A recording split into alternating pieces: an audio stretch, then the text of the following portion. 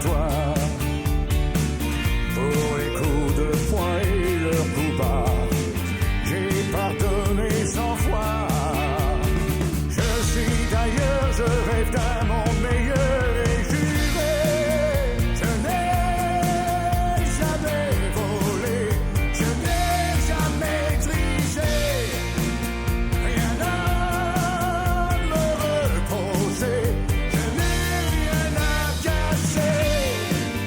Salut et bienvenue à Saillon, village valaisan emblématique de Farinay, illustre faux-monnayeur, résistant à l'autorité du système et défenseur d'une certaine liberté.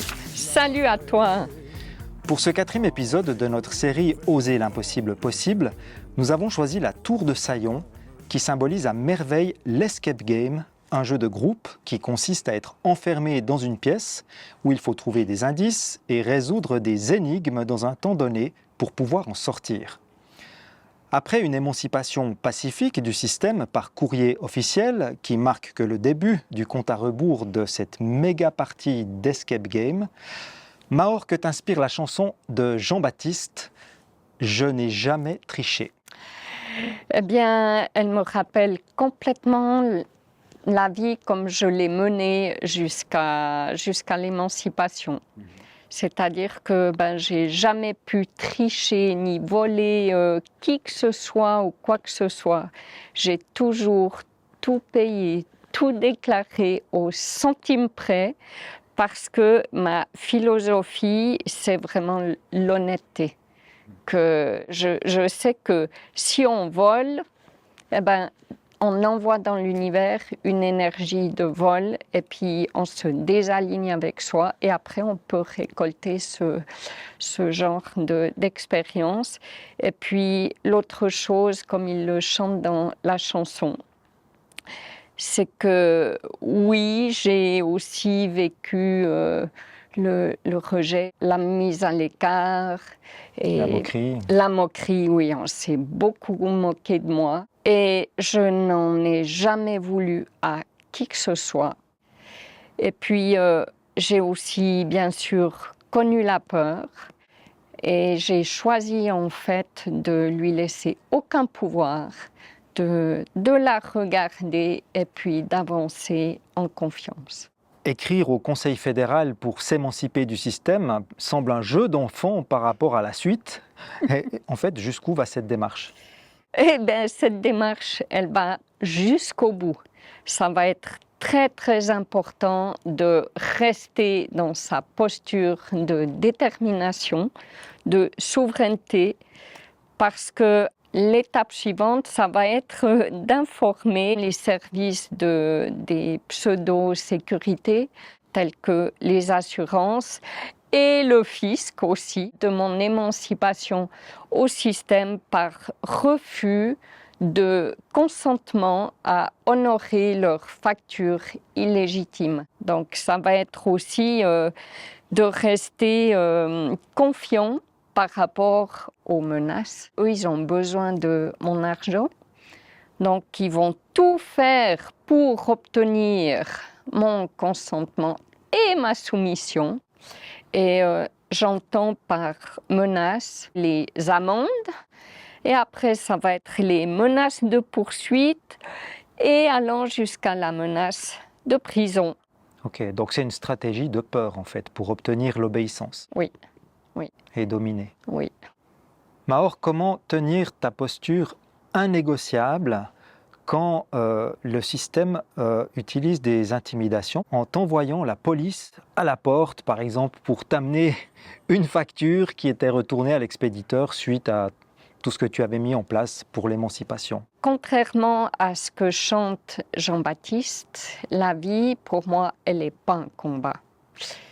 Elle est faite d'expériences. Alors oui, il y a des fois des expériences qui sont douloureuses ou inconfortables, mais essentielles à notre évolution. C'est vrai que quand je vois déjà le policier se rapprocher de la maison, j'ai mon cœur qui s'emballe, il y a la peur, mais très vite, en fait, qu'est-ce que je fais? C'est que je viens respirer en moi, retrouver ma confiance, reconnecter mon pouvoir et l'être divin que je suis. Et en fait, ce qui est important aussi pour moi, ce que j'utilise, c'est que je vois ce policier comme simplement un être humain.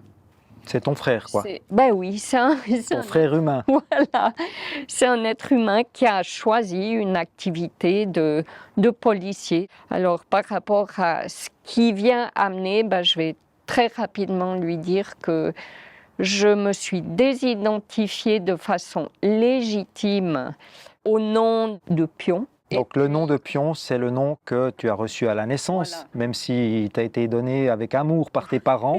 Voilà, Le problème, c'est qu'il a été enregistré en fait dans la matrice Oui. à travers l'acte de naissance. Et puis Oui. c'est ce qui donne le pouvoir de juridiction Voilà. sur la vie des gens qui s'identifient à cette fiction de la personne physique. Hein. Oui, totalement.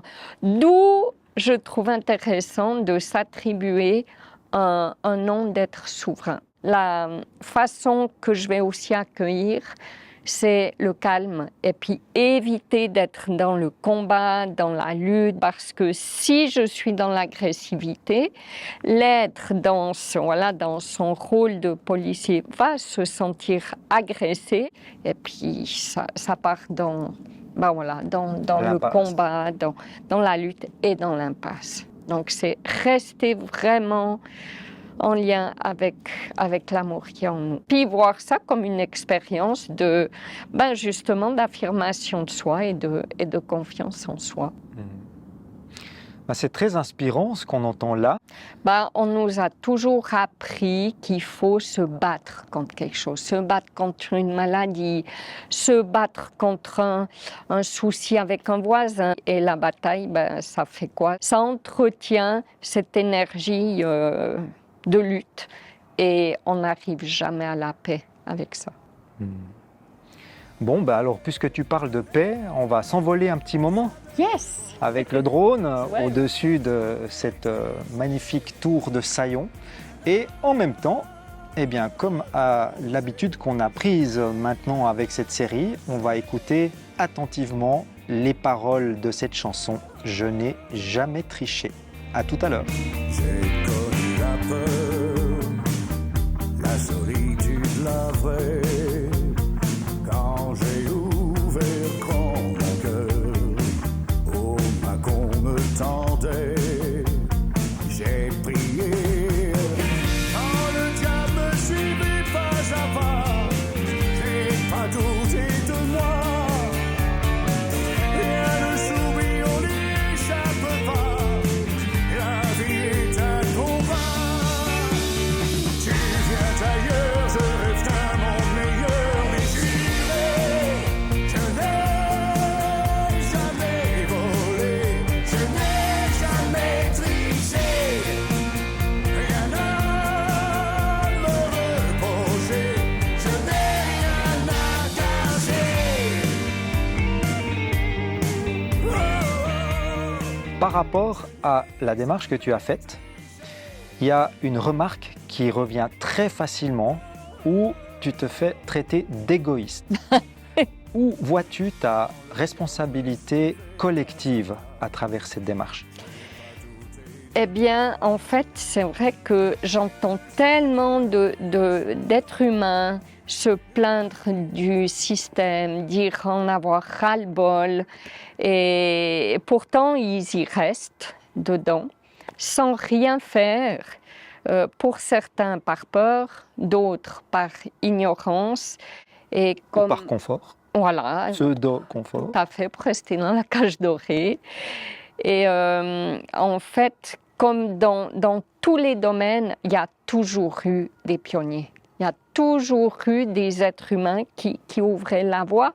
Et là, pour moi, je vois aucunement de l'égoïsme puisque ça donne, une information, une inspiration peut-être à d'autres qui a une solution de quitter un système dans lequel on se sent mal. Cette démarche que j'ai faite, c'est clair que je l'ai faite pour moi, mais pour moi, elle participe justement au collectif.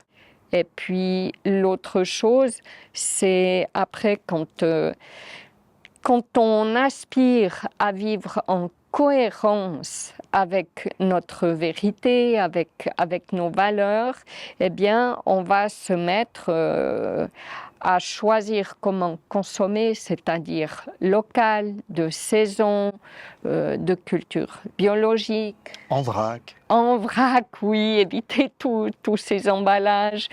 Boycotter toutes ces grandes surfaces commerciales, les multinationales qui ont pris le monopole et tout ça, il faut à un moment donné que ça s'arrête parce que ça contribue à la destruction de la planète et du vivant. Donc le fait d'oser s'installer là-dedans, pour moi, ce n'est point égoïste, c'est justement ça participe à la co-création d'un nouveau monde. Donc Maor, peut-être bien que tu payes plus d'impôts, mais tu contribues d'une manière totalement différente au collectif, par ton nouveau mode de vie. Oui. Et c'est vrai que par rapport aux impôts, il y en a des fois qui disent « Ouais, mais puis les routes… » Oui, mais j'ai fait le choix en toute conscience pour être en cohérence avec ma démarche de lâcher la voiture. Maor, quand on entend ton récit, quand tu le partages à d'autres, on entend facilement la remarque « Oh, qu'est-ce que tu es courageuse, moi je ne suis pas prêt, je ne suis pas prête ». Alors comment tu trouves la force, toi, comment tu as trouvé la force d'oser aller à contre-courant de la masse? Déjà, comme le chante Jean-Baptiste, oui, j'ai aussi connu la peur, la solitude, la vraie. Mais en fait, d'avoir guéri les blessures de rejet et d'abandon, c'est ce qui me permet d'oser aller à contre-courant, peu importe ce que les autres pensent ou disent de moi. En fait, pour moi, c'est important de rester dans cette détermination d'avancer à contre-courant pour ce magnifique résultat final qui est quoi? Qui est la liberté. Magnifique. Alors, en conclusion, Maor, que t'inspire ce que chante Jean-Baptiste quand il dit « Je viens d'ailleurs, je rêve d'un monde meilleur, laissez-moi vous dire ma vérité ». Bien, depuis toute petite, je me sentais faire partie d'un autre monde parce que celui-là, il était trop fait de dureté et puis j'aspirais à un monde d'amour, de joie, de partage, de respect, de paix. Et pour moi, c'est ça ma vérité et c'est à travers toute cette démarche, c'est cette vérité que j'aspire à installer dans ma vie. Je remarque que ça inspire de plus en plus d'êtres humains et ça a ouvert la porte à des nouvelles relations, des rencontres fabuleuses avec des êtres qui aspirent aussi à la co-création de ce monde à l'endroit. Merci Maor pour cette mise en lumière de pourquoi sortir de cette partie truquée de Monopoly, donc perdue d'avance, imposée par un système qui reflète parfaitement ce à quoi et à qui nous consentons et qui existera tant qu'il y aura des joueurs. Nous sommes dans un temps où oser exprimer la vérité de notre essence divine, même seule, est primordial pour favoriser l'émergence de ce que nous aimons appeler le monde à l'endroit. Dans le 5e épisode de cette série, nous allons explorer une version singulière de l'histoire de David et Goliath suite à une révélation qui a sidéré Maor au sujet du fonctionnement des banques, l'emmenant dans la plus rock'n'roll de ses expérimentations. Si cette divulgation titille ta curiosité, nous nous réjouissons de te retrouver pour ce prochain chapitre et te souhaitons en attendant plein d'agréables surprises sur ton chemin d'évolution. À bientôt! Et à bientôt!